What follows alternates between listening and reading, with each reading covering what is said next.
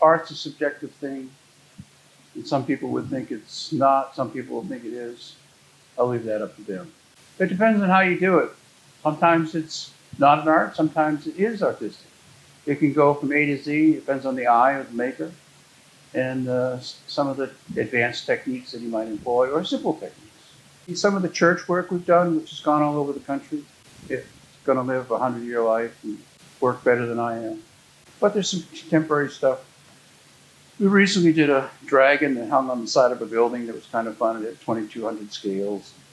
So a lot of it's proud, fun, what's the next challenge, where a lot of businessmen would do the same thing over and over again, where the craftsman, artisan wants to know what the next challenge is. The big thing there is that a lot of stuff that we forge, you can't machine. Sometimes we have to make customized products to fit the needs of a certain application or a certain location. And the best way to do it is to, forge it instead of machining it or casting it. Anything custom is definitely challenging. Custom work is challenging by nature. And then blacksmithing is also challenging by nature. There's more heart in it. Basically, it's a craft. It's not mass marketed.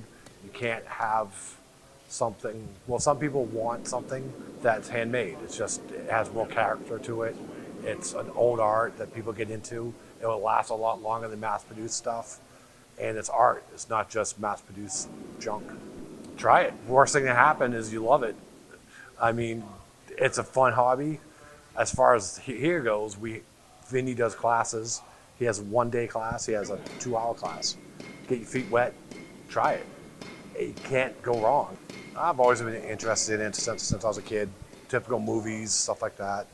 Just fire and moving metal's always been one of those cool guy things that just looked like a good time. I started taking the class about 4.5 years ago. Basically, I signed up, took the class for about 2 years straight, and just really liked doing it. It's a lot of fun. It's a good stress relief and overall good time.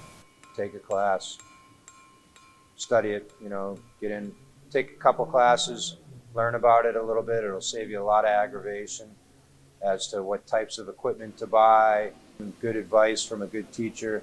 I was lucky to have, when I first started out, my martial art teacher was my blacksmithing teacher and still is to this day, 25 years or so or more. And, it can save a whole lot of aggravation if you get a good teacher. We have all types of people, anything from engineers, computer programmers, to welders, to housewives. Everybody has been in here, and they all have fun.